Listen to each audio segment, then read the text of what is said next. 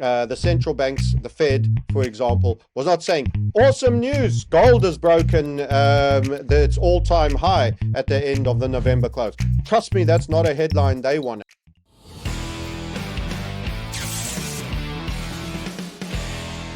Hello again, everyone, and welcome to another edition of Silver Bullion Television, SBTV. I'm your host, Patrick Vieira, part of the outreach team of Silver Bullion here in Singapore, where we want to help you truly secure your wealth.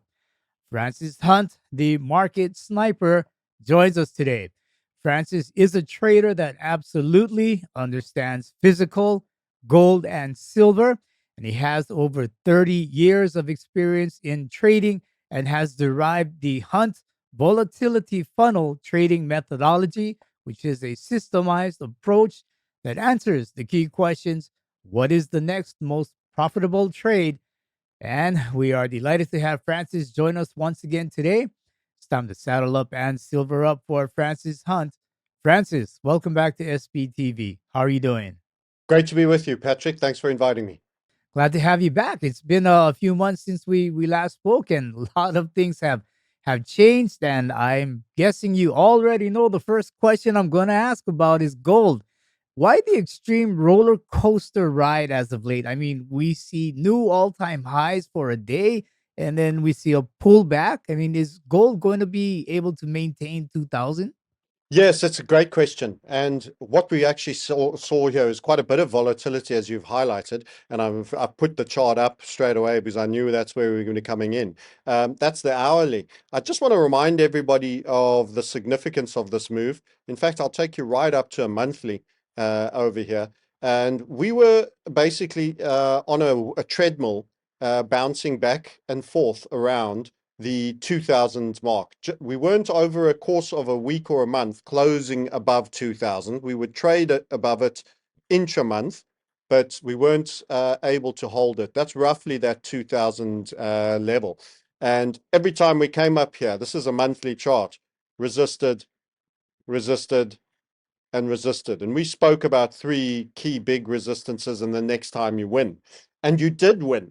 And in fact, the month ending November is the highest monthly close for gold dollar ever. So the month closing November. I can zoom this in a tiny bit more. We'll lose our draws there because I've gone a little bit micro, but it's basically this continuation structure pattern that we're talking about technically. And the 2000 was, the level of bedevilment, let's just say, use that word. And that was where you continue to get blocked. But what ended up happening on the end of November is that we put our first key close above the 2000 at the close of the month. So that's that period. That was a seminal moment. And we were saying in the last few weeks of November, and we were getting in touch with all of the guys we speak to on Bullion to say this is a key triggering event coming up. And all of that was true. And then subsequently it got super validated with the run up. And then the bit that everybody's shocked by, and including the degree for me as well, is the subsequent pullback. And one thing I will warn is, and I'll tell you why it's still a positive thing, but one thing I will warn, let's tell you the negatives first. This is on the monthly level. Currently, if it stays as it is, all that fundamental stuff aside, if it remained a candle like that, it has some similarities with the candle here. And these are known as shooting stars. They're localized highs. So you might be saying, why is it so great? And why did we get a triggering event? And now you're telling me there's a technical shooting star, which is a violent rejection, which points to some downside. So this takes a bit of explanation for people to fully understand. When you establish such a key seminal level of resistance, don't forget this is a 3.5 year of resistance. This is a real scrummage line, a real line of scrummage that is held up violently and strongly and is literally here. And as a result of this 3.5 year of holding up and the last month's breakthrough, you get a reaction. So we talk about 5 clear stages in a breakout.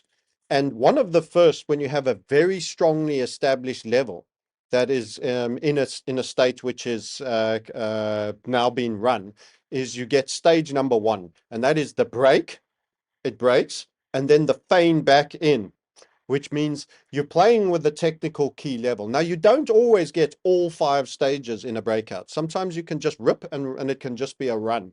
But in our study of breakouts, an HVF method is the squeeze to a breakout trading. So we've been studying this for a while, and we've written the theory literally on breakouts.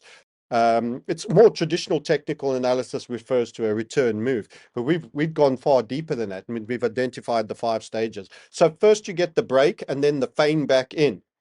Then you get a secondary break that makes often an interim target, but then does a return move. That would be a return to 2000.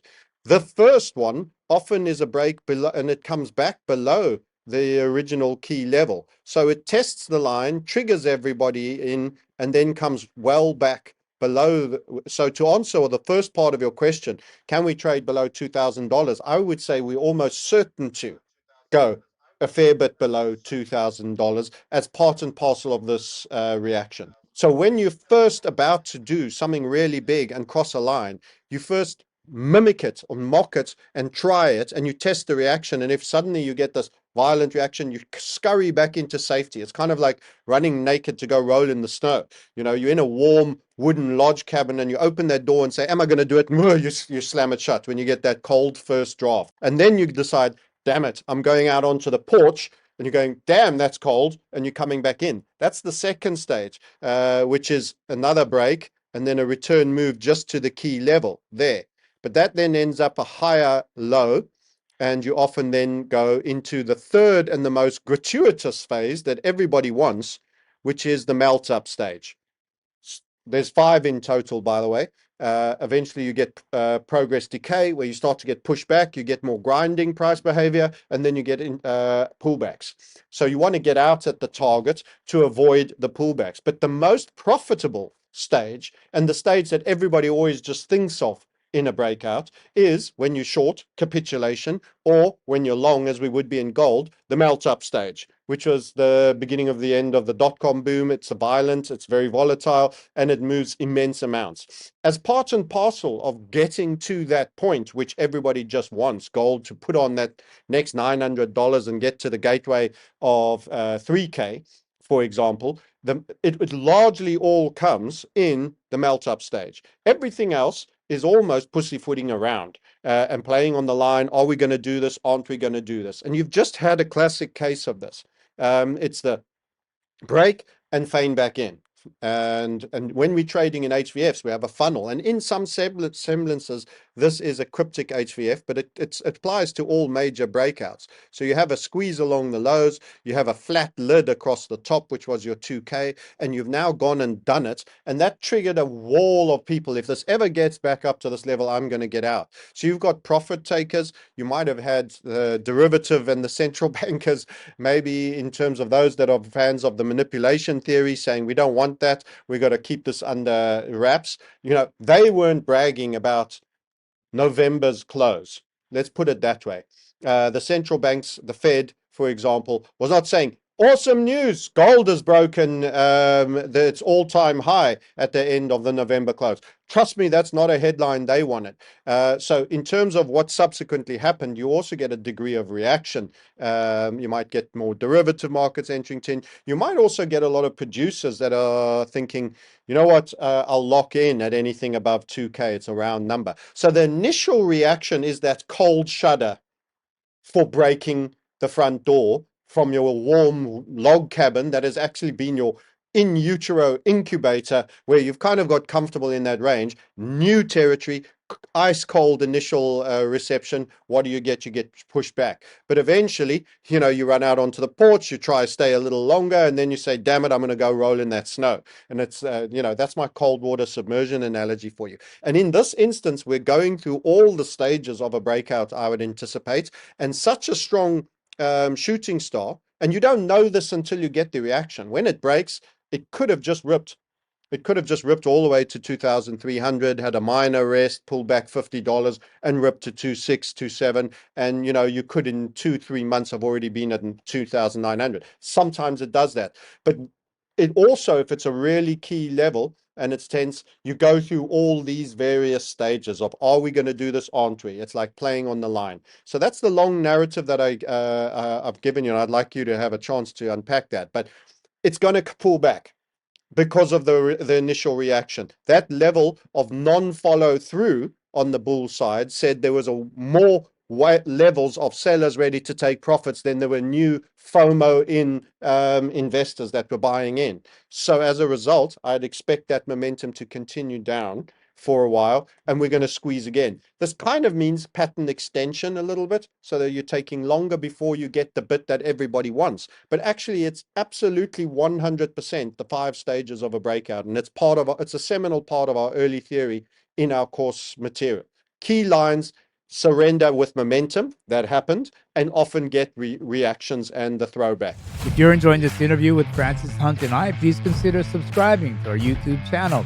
And if you have questions about precious metals or perhaps storing with us here in Singapore, please send me an email at patrick@silverbullion.com.sg. All right, so here we are. Francis, where do you see support and resistance levels for gold now? Have they changed any, or are they still about the same levels that you saw them before?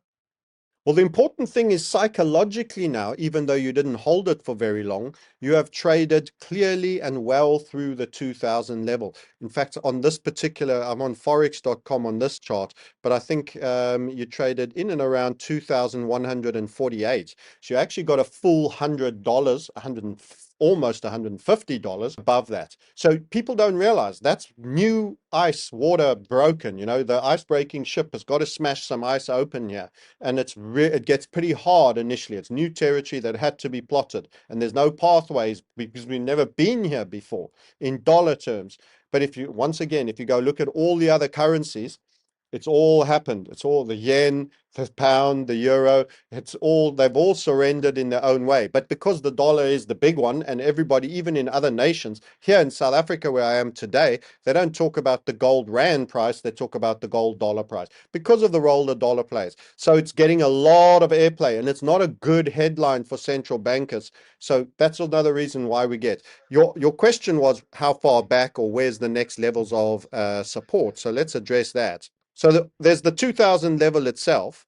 You might get temporary support, but given the scale of the move and the rejection, I don't think you're going to get full support there.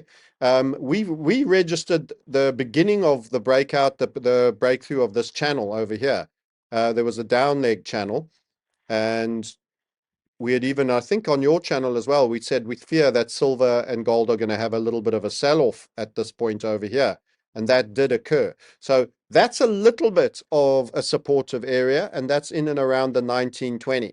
So you can get a pullback there. There's also the previous low. Also, between the 1920 and the 1940 range could be made to the downside as part and parcel. And what's going to happen is it's going to go from this high volatility. This was extreme, really extreme. I was on the laptops late at night until about 2:30 in the morning on the Sunday open. I had a feeling that this was going to be a good one, and I prepped my community on the weekend for it. And we'd got into Bitcoin and Ethereum as well as silver and gold positions long. And by the way, it's an interesting point, this. And I'm just going to throw that in for everybody who cares. We talk about the anti-fiat category, which actually is everything anti-fiat, which is allegedly Bitcoin and Ethereum, the cryptos, and gold and silver.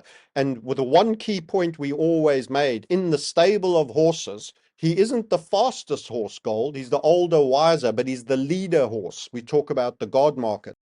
And Bitcoin and Ethereum needed the God market to speak to the upside to really unleash, and they followed. And they, surprisingly enough, because they represent, this is my theory, in my opinion, and I'm speculating here, they represent the digital side of the money, didn't get slapped down in the way the physical side of the money got slapped down. And you've got to remember, they are wanting us to move digital. They don't want you to move physical. So for those that have biases to the derivative manipulation story, the last thing they want is a whole bunch of people trading in their digital dollars that they might want to, see us lose in a banking collapse or a debt-based collapse, which is still very much on in terms of the debt markets. It was been chronic. They don't want us getting that out and putting it in physical gold that they can't control. Remember, as long as your money is digital, they get to power, mobile network, internet network, banking system issuance, or crypto exchanges.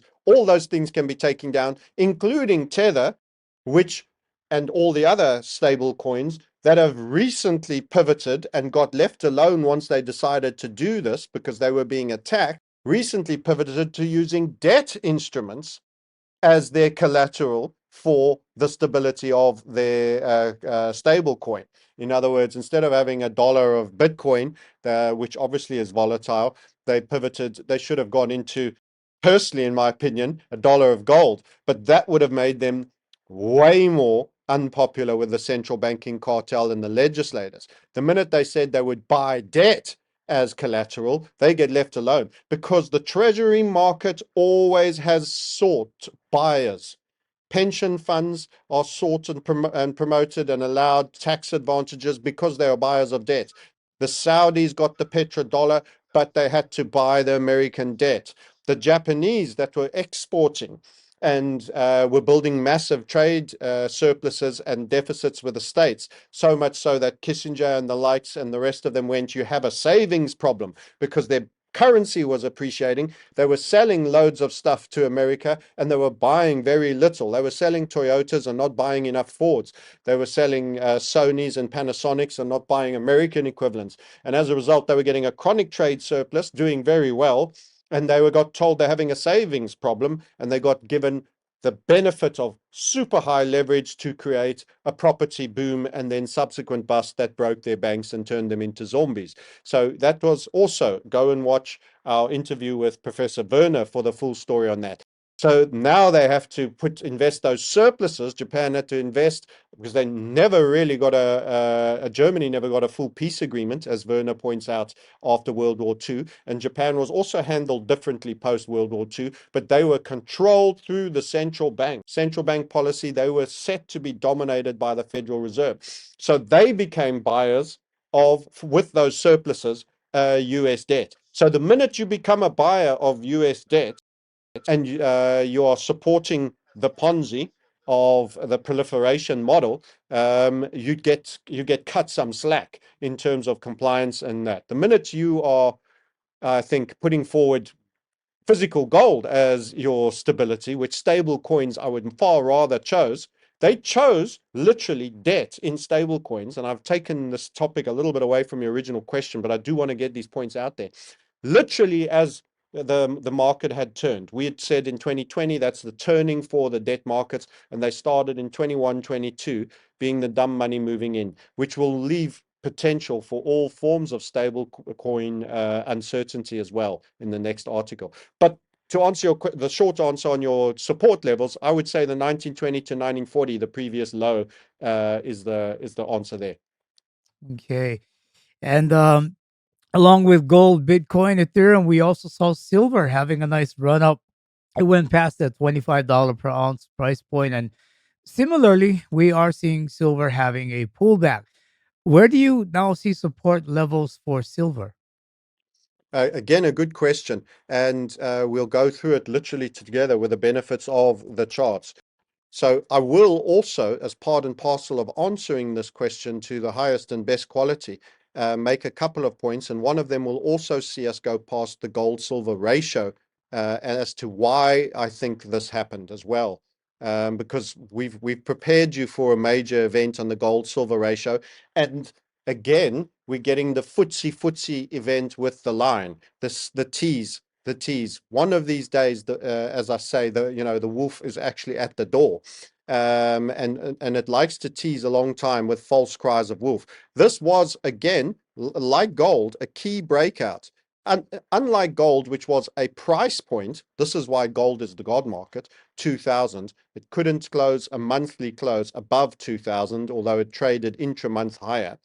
Silver itself had actually what we refer to as a capping descending grind line. It was not a price level. It was a continuation pattern that was on a slightly broadening side and very similar to this. And now it's been encamped on the upper half. We call this the splitter. Apart from that little bit here, literally from the mid-year, that's July-ish.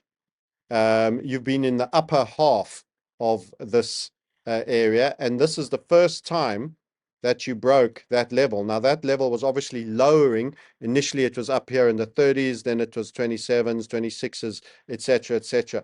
So the 25, very seminal round number for silver, you can see it in there, was literally the point of break. Again, it's broken the capping descending line and been ushered back in. And if gold goes back to 940, you could see it, in and around the 23s potentially, possibly a bit more to the downside. I don't feel it'll break this low, but if there was a major beastly macro event of real disinflation, it's possible, but I don't think you're getting back into the 20 and a halves and the 21 zone.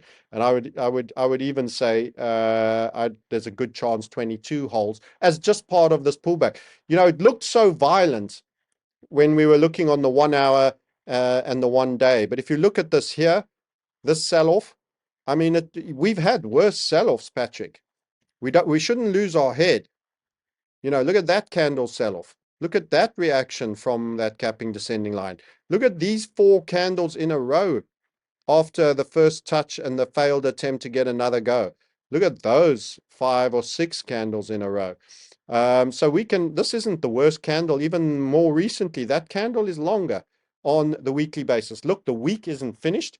It can go a little lower and maybe match that one, but it's far from as exceptional as people are. So people lose the forest for the trees. In that moment, when you're looking at it on the hourly chart or the 15-minute or maybe even the 4-hour, it looks like, oh my God, this is the worst thing that's ever happened. No, you have broken and held a technical level for that candle. That was the end of the previous week. It's the first time you're above that capping descending line. I know it's not a new high by price, but see that relative to gold. You can see that silver's is offset to the downside. So it's not a new high for silver, but it is a key technical break in the same way as gold, because silver has been squeezed down more and more, which brings us to the gold-silver ratio. If you're okay with me, I'll bring that one in, Patrick. So gold-silver ratio, let's just talk about this. So when we were in the premium communities chatting about this, I've shown this one that's literally a right shoulder on a massive head and shoulder many times before with you. Maybe I should just do it one more time and go to the monthly, and there you go. You can see that. That dashed red line, I've said, is probably one of the most important lines in the metals market on the monthly. And we've had a number of interactions. So I'll just go back to weekly again so we can focus on it. We've had a number of interactions with this level.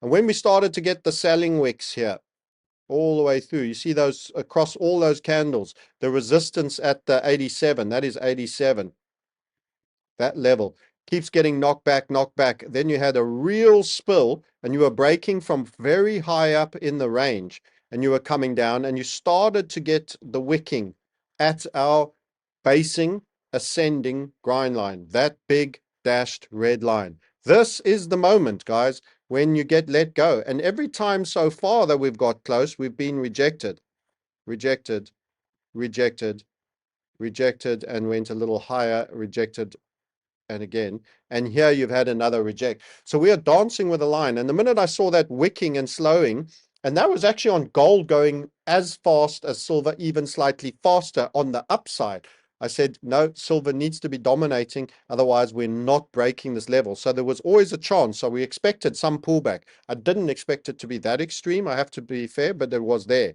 But nonetheless, it still represents progress because it's going through the 5 stages of the breakout. But the real moment that will be the confirmation for me is that this is in a flag here, and it's in a channel. And these channels like this break down. Technically, they break down.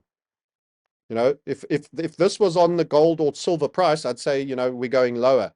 It is a channel. You've got to bear in mind that literally from this candle here, Patrick. In fact, if I just take the 87 as a ranges, I'll do in a different color just to highlight it.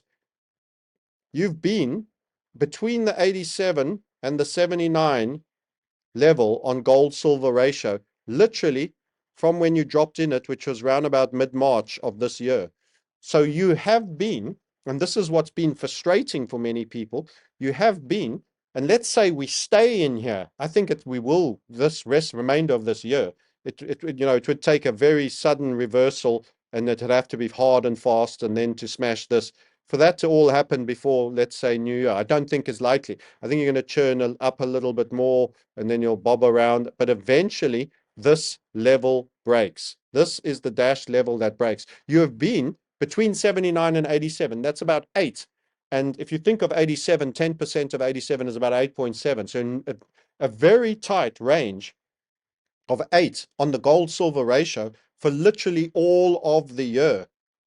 And the last time you were below that level of 79 was over here, right at the beginning of 2023. So you could say from January, literally mid-January, all the way through, you've been above the 79 level and mostly in the 79.87 level. So that entire range trading is, say, you're still being contained. This is containment price action, but it's containment in the manner that turns into eventual continuation. And the problem for the central banks is the longer you have a containment continuation pattern structure, when you break, the harder you break. It's suddenly relenting. It's like stopping downstream folk from getting water because you own the dam wall and you keep building it up and they keep waiting. Well, the problem for the dam wall holders, eventually the pressure gets too big. And then when it comes super big, because the dam wall bursts and it's no longer able to retain, and people get more than just water, they get washed away. Well, in terms of gold price profits, I'm sure you'll all be very happy to be washed away in gold price and silver prices as well, because the silver will, of course, by virtue be overperforming on top of an already viciously performing gold. So this is all containment, this flag, and essentially you've been in a range box literally from the beginning of the year. The last time you had a gold-silver ratio that was below 79 was that candle over there. That's literally the beginning of the year. So had you told me coming into this year, Francis, you're going to trade above the 79 and then you're not really going to meaningfully break it for all of this year, I would have said to you, this is a containment period for gold and silver. So in actual fact, given what the gold and silver ratio prediction, if you had come from the future and I knew I could trust you, Patrick, and you'd said to me, Francis, I've been to the future, I can come and tell you that once you break above the 79 level on the gold silver ratio, you're not breaking it all year. And we're literally the end of the year and I don't see that happening. I would have said it's a containment period year. So in actual fact, for gold to have made a new high, even though it never held onto that new high, it's still above 2000 now, but I expect it will go under. That's actually quite a good outcome for what is a containment year in gold and silver. Imagine now what gold and silver will do once the containment period of this flagging structure here gives up. And it is going to be epic. When you eventually get that move that takes you through and breaks you through that, you are going fast. You might get, like all breakouts, a return move. We've just discussed that. But you're going all the way down to 65, which is the neckline for the structure. And you're in early on one of the biggest runs that could end up in a single digit for the gold-silver ratio. So truly, I'm here to give people encouragement. This is actually a great performance from gold and silver, given that we've been in a containment year on the gold and silver ratio.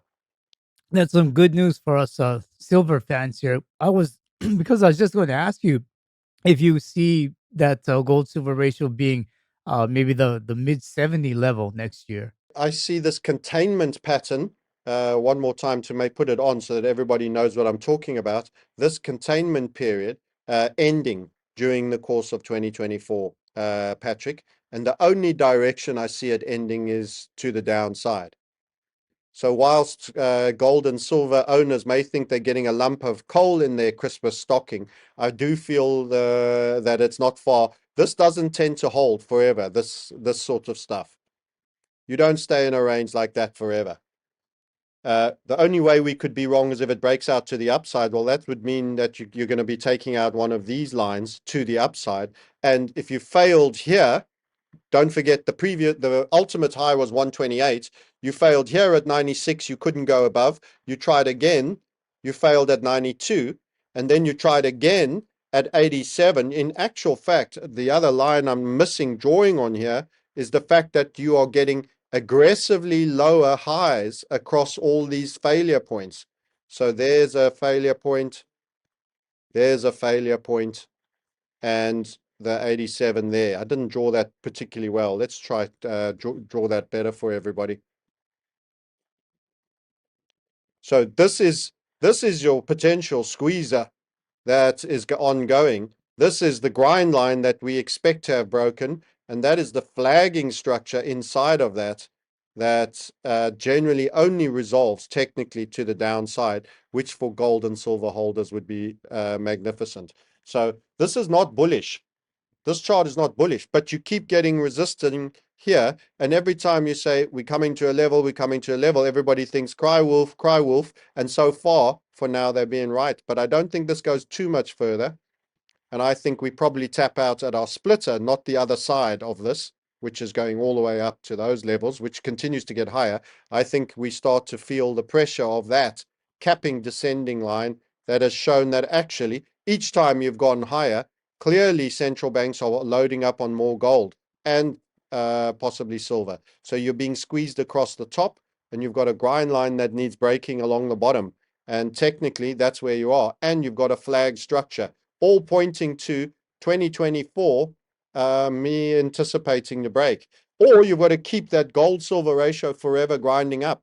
And with that break of 2000 on the price action, gold has made it's opening up a level. You break defenses down in pieces. You first go try smash the wooden door down with the battering ram, and you get a whole bunch of your initial troops culled and killed and tar poured on them, but you've done some damage. You come a second time, the third time, and it's the eventual winning that sees the horde coming massing through, and that's going to be super positive. And I see 2024 for the gold and silver ratio to break that, and it's not a level, it's a grinding up line.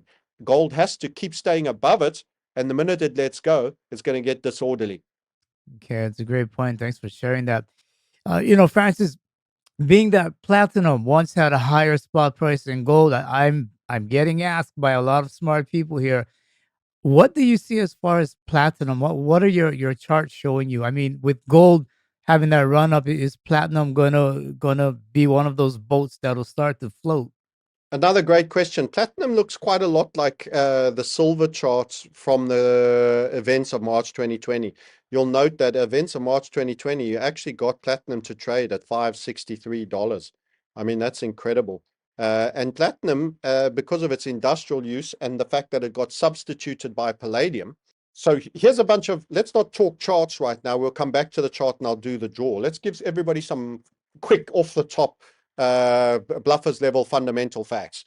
Platinum, as you've already highlighted, for most of its duration is traded higher than gold through the key years. Does have an industrial use. Substitution for palladium.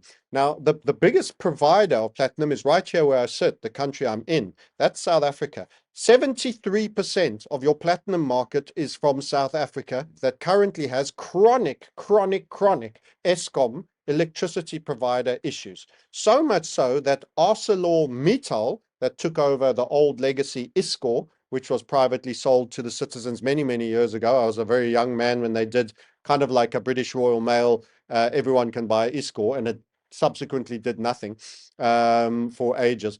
They purchased that because of the insecurity, and smelters need heat, and you've got to keep the fires burning. And the state management of Eskom has been atrocious, so much so that load shedding is a known factor.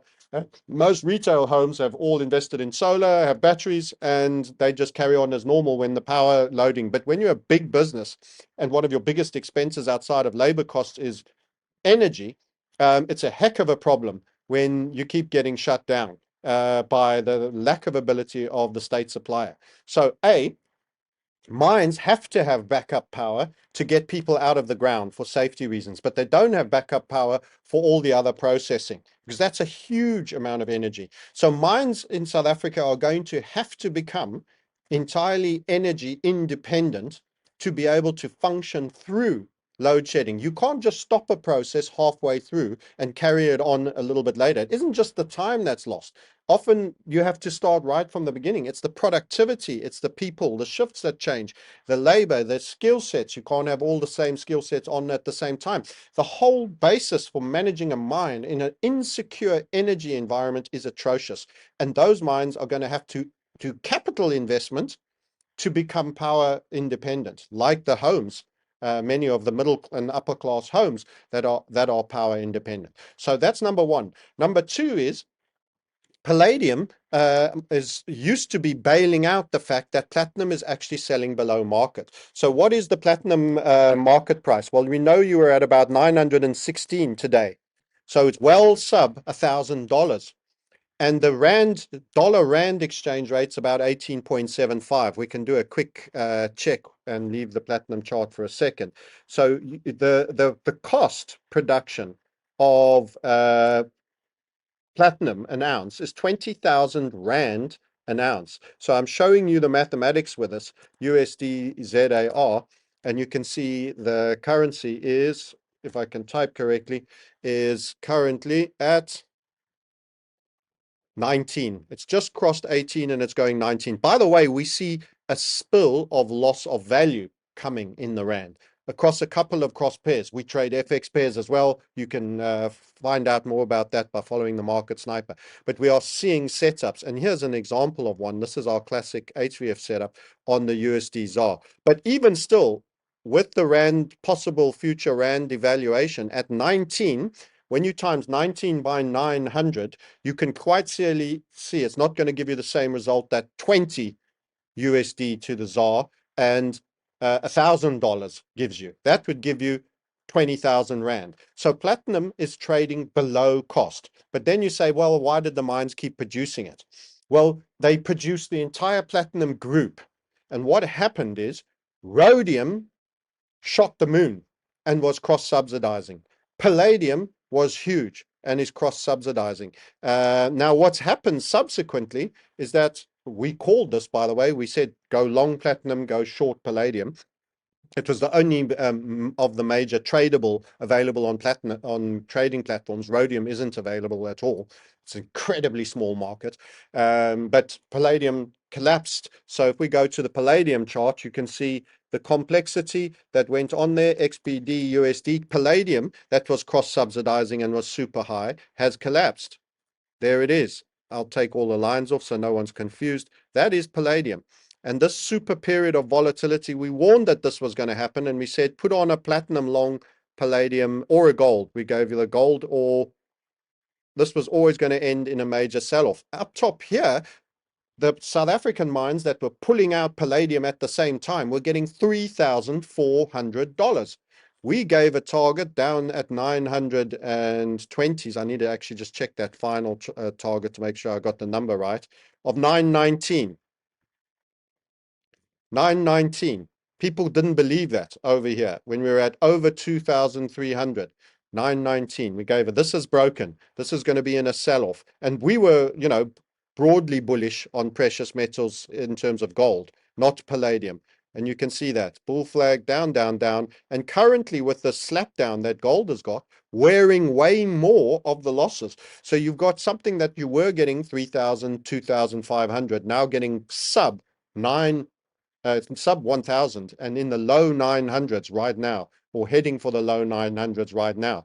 You then had rhodium, and to get a rhodium chart, I'm actually going to need Kitco online just to show. So the reason why people could continue to pull the platinum out, you're digging the hole anyway, you're finding what you're finding, and what you're doing is you're cross-subsidizing. The thing carrying the mine are the other platinum family group metals. So now what's happening is you're not getting any more what you got for platinum, palladium, my apologies, and you're not getting any more what you got for rhodium. So if we click to enlarge the rhodium chart, in fact, let's get a longer term one. 1 year rhodium. In fact, that's a 5-year rhodium. So here you're going to get the real sense of what I'm talking about. Share this tab instead. I wish we could let's get the interactive chart. Let's see if that's going to be bigger. And you'll see the scale in rhodium was absolutely extreme. Rhodium went to the doorstep of 30,000. You're sitting at the highs there of $27,170. For those that think precious metals can't get big money per ounce, have a look at that rhodium chart. 27,000 to now where you are at around 4. So you're looking at what's 4 into 28. Well, it's a heck of a fallback. It's a heck of a fallback. You're at about 1/7 of what you were.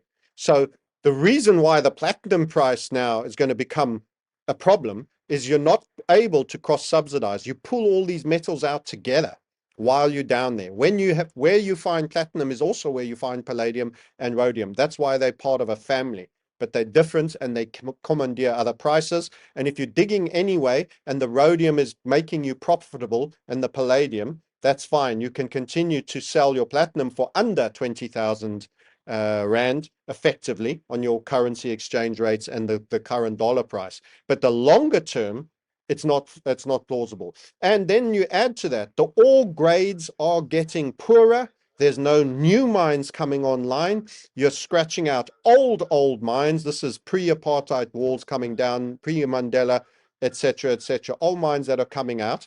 And the next biggest producer is Russia at 10 and Zimbabwe at 8. So you're sitting with 73%. It doesn't matter if those two could double, which they certainly couldn't, definitely not even given 5 years could they double their output, I would imagine, unless they had some major, unbelievable new finds. But you don't. The elephant in the room is South Africa when it comes to the platinum groups of metals. And there's no sign of redress. The power issues are getting worse, so much so that ArcelorMittal are withdrawing from the country as a result of that, on citing poor demand, which means the economy is not strong for steel, and insufficient and inadequate power supply. So in terms of the technicals on platinum, I haven't given you a bit of rhyme and verse on the top line fundamentals, which are not very bullish on the production side and the biggest elephant in the room as producer. Here's your technicals. This is a macro falling wedge. This is a structure that we expect that was very similar to our oil call, by the way. The oil markets look deeply similar to this. And don't forget, we're in a macro commodity bull as far as I'm concerned.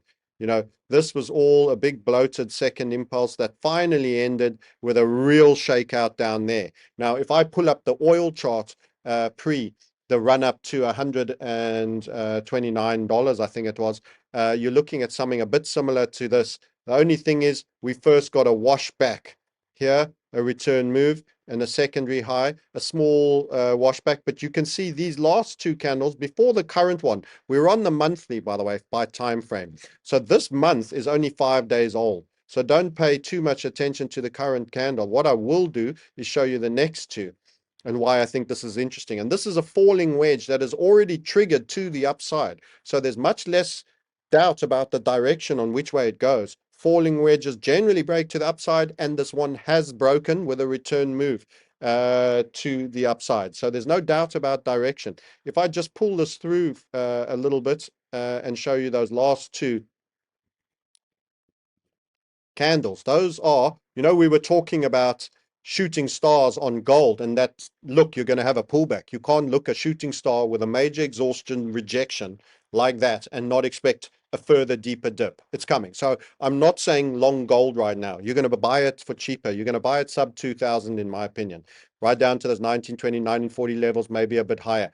But in the same way, when you get a test to the bottom that is rejected, you're going to go higher. You see that? That was the events of March 2020. That's a kind of similar version. What did you do? You traded up, up, up, up, and then you started to get wick sell-offs and spinning tops, and that's when you were getting a bit ragged. Again, getting a bit ragged. So what you've had in here are two hammers. They're directly the opposite. What you're seeing is real rejections of selling platinum below that 850 price. We're roughly at around 850 here, and you just keep getting bought back up, and it comes all the way back up to the 900 levels. Now you're trading down again, but that could come all the way down to here somewhere mid-month or late month, but by the time you get back to Christmas Day, it's been bought back up, and you would have 3 hammers in a row. These are rejections of people being prepared to sell at that price. So it's just non-economic, and the rhodium and the palladium market has made the cross-subsidization no longer a thing. So you can't stay in business because it's the other things are bringing you the real profit that allows you to dig the holes in the first place. If you're getting them all out, you now need the main product, platinum, which is absolutely more rare than gold, to start paying for its own way, because no one else is carrying it anymore. And that's a key point. This was, by the way, the platinum and palladium switch. So a year ago, we talked about going long platinum and short palladium just because of that excessive swing in relative valuation. So that was a relative valuation play that absolutely would have served you extremely well. And we were calling it here. This is on the monthly. I can go to the weekly chart just to show you this. So here we go. This was the falling wedge where we said, we think this is going to turn. I'll tell you more about why we thought it was going to turn over here back then. But this is since that call, and it's about a year long call. Round about here, we were making it, and we were around about the same time of year.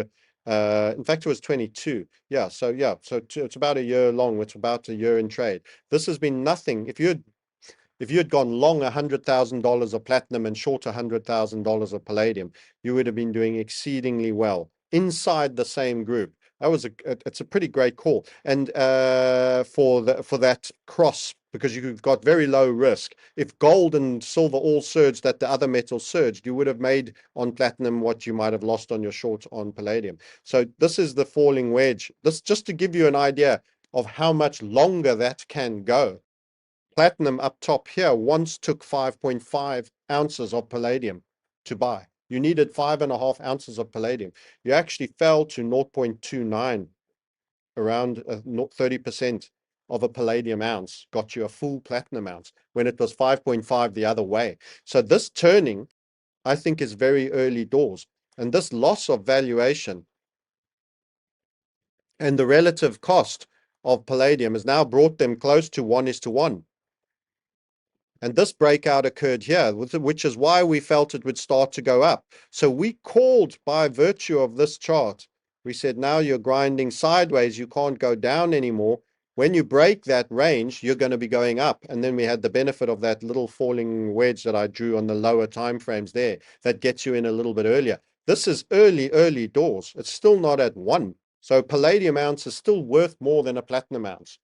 And I don't see that staying. I see this reverting to a far more typical historical levels substantially. And that's the technical argument for platinum being fairly strong. The only issue for some people is some countries charge VAT on it because of its industrial use. So you end up with a 20% premium, while gold you typically don't. So you have to watch where you are purchasing as a venue, or be VAT registered to claim that back. All right, all great points, Francis. What we're going to do now is we're going to end this interview as being a part one, and we'll go ahead and continue our interview with Francis Hunt, the market sniper, in part two.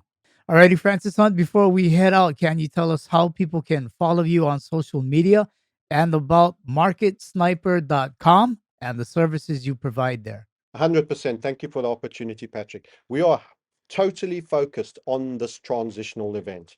There is a transition. It's not my agenda. It is what's going to be going down in this process. And our sole goal is A, building wealth during this period, because believe it or not, there are going to be amazing opportunities. However, for the multitude, the passive, unfocused multitude, this is going to be a wealth destroying event. However, as I've highlighted, there will be really key opportunities that can actually be fulcrum wealth creating events. And not only making that wealth, but retaining it. It's not what you make, it's what you keep in structures, systems, cross-border situations where you can truly hold on to everything, and how you position for that is our core focus. Individual traditional IFAs that are trading the individual, put your money in a pension, are going to be giving you the wrong advice for the times we are coming. That was the traditional advice for the system that is dying, and it may have served reasonably well during that period. This is a true seminal pivoting event, and our focus is on building wealth and retaining it during reset time. And we not only invest, but we will occasionally take leverage position. I had a great week on Bitcoin and Ethereum, by the way.